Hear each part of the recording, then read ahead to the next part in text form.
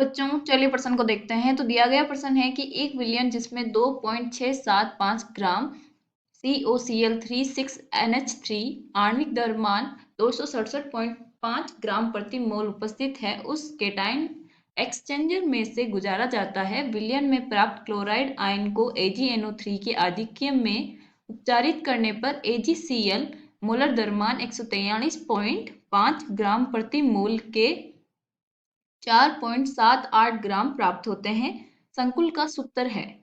Ag का परमाणविक द्रव्यमान 108 U है। तो हमें क्या बोला गया है कि जो एक विलयन है हमारे पास और उसमें क्या है 2.675 COCl36NH3 है, उसका आणविक द्रव्यमान हमें दिया गया है और बोला गया है कि केटाइन एक्सचेंजर से हमें गुजारा जाता है। तो उस विलयन में प्राप्त क्लोराइड आयनों को AgNO3 के आधिक्य में उपचारित करने पे जो AgCl है उसका हमें 4.78 ग्राम प्राप्त होता है।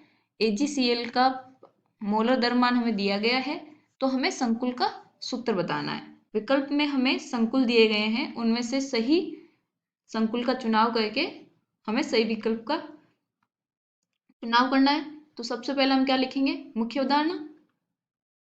मुख्य अवधारणा, तो मुख्य अवधारणा क्या हो जाएगी, उपसंयोजन यौगिक। अब हमें पता होना चाहिए कि उपसंयोजन यौगिक होता क्या है और अगर उसको हम आयनित करें, जल में जल योजित करें तो कैसे बनता है वो। तो चलिए हम देखते हैं। तो हमें क्या बोला गया है कि हमारे पास एक विलयन है, उसमें COCl36NH3 है, ठीक है, और उसके कितने ग्राम दिए गए हैं हमें 2.675 ग्राम उपस्थित है और उसका आणविक द्रव्यमान दिया गया है। आणविक द्रव्यमान, आणविक द्रव्यमान कितना है 267.5। तो यहां से हम मोल निकाल सकते हैं इसके। तो इसके मोल कितने आ जाएंगे, मोल बराबर 2.675 बटा 267.5, तो ये आ जाएंगे 0.01 मोल।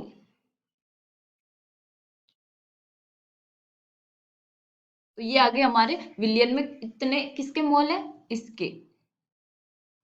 तो अब हमने देखा कि जो बोल रहा है कि जो हमारे केटाइन एक्सचेंजर से हम जब गुजारते हैं तो उससे हमें क्या प्राप्त होता है, क्लोराइड आयन प्राप्त होता है। उसको हम किसके साथ अभिक्रिया करा रहे हैं, AgNO3 का, मतलब कि जो हमारे पास Cl- आए उसकी अभिक्रिया हम करा रहे हैं AgNO3 के साथ। और क्या बन रहा है, AgCl बन रहा है प्लस NO3-, ठीक है। और हमें क्या बोला गया है कि Ag जो है उसके कितने ग्राम है हमारे पास 4.78। तो AgCl है हमारे पास यहाँ पे, तो AgCl के कितने हैं 4.78 ग्राम और आणविक जो द्रव्यमान है उसका, आणविक द्रव्यमान वो कितना है 143.5। तो इससे हम Ag के मोल आ जाएंगे हमारे पास। AgCl के मोल कितने होंगे 4.78 बटा 143.5।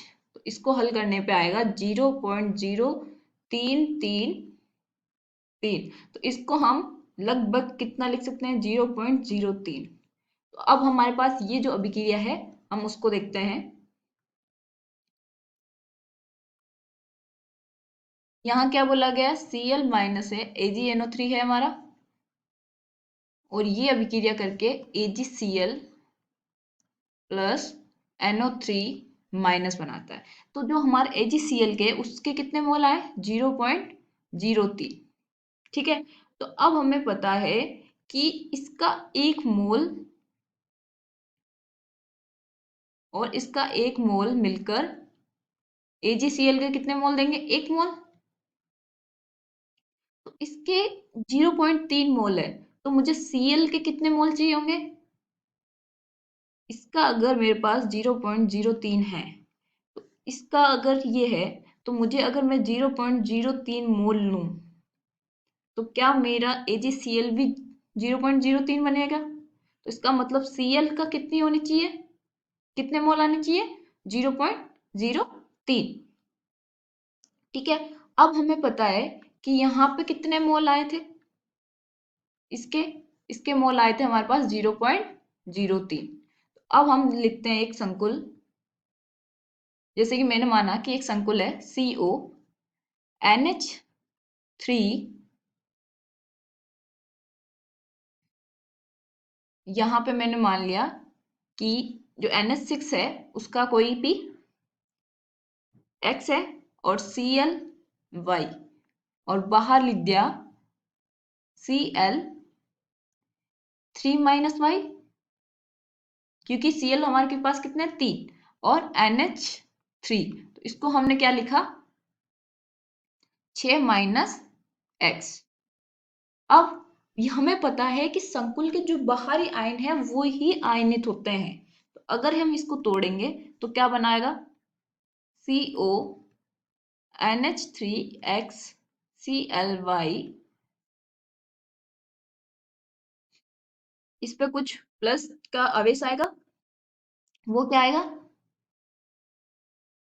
3 - Y, क्योंकि NH3 तो क्या है उदासीन है, और प्लस यहाँ पे क्या आएंगे 3 - Y Cl minus plus 6 - X बराबर NH3, ये आ गया। अब हमें क्या चाहिए, इसके कितने मोल थे 0.01, तो ये भी क्या बनाएगा 0.01 बनाएगा, और ये भी क्या बनाएगा 0.01। तो अब मुझे कितना चाहिए 0.03, ये वाला। तो क्या मैं इसको 3 से गुणा करूं तो क्या मेरे पास 0.03 आएगा? तो इसको 3 से गुणा करने के लिए मेरे पास Cl आयन की कितना होना चाहिए 3 होना चाहिए, क्योंकि अगर यहाँ पे मेरे पास 3Cl होगा तो क्या 0.01 से गुणा होके ये कितना बना देगा 0.03 बना देगा।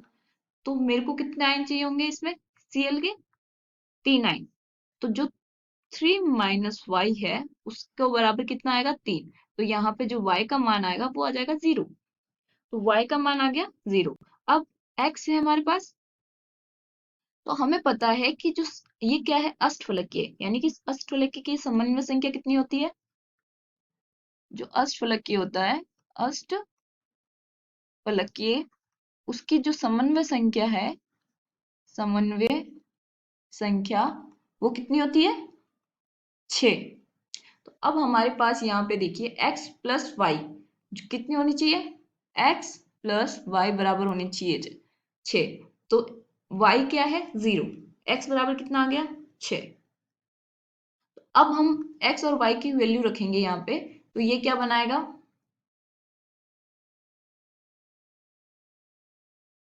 CO जैसा है वैसा ही, NH3 x कितना आया 6, Cl y कितना है 0, तो ये नहीं आएगा, और Cl 3 - Y यानी कि 3, और NHX कितना आया 6, तो ये 0 हो जाएगा।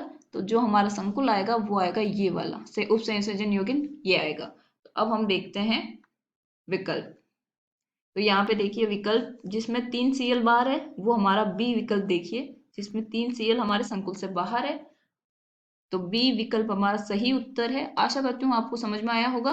धन्यवाद।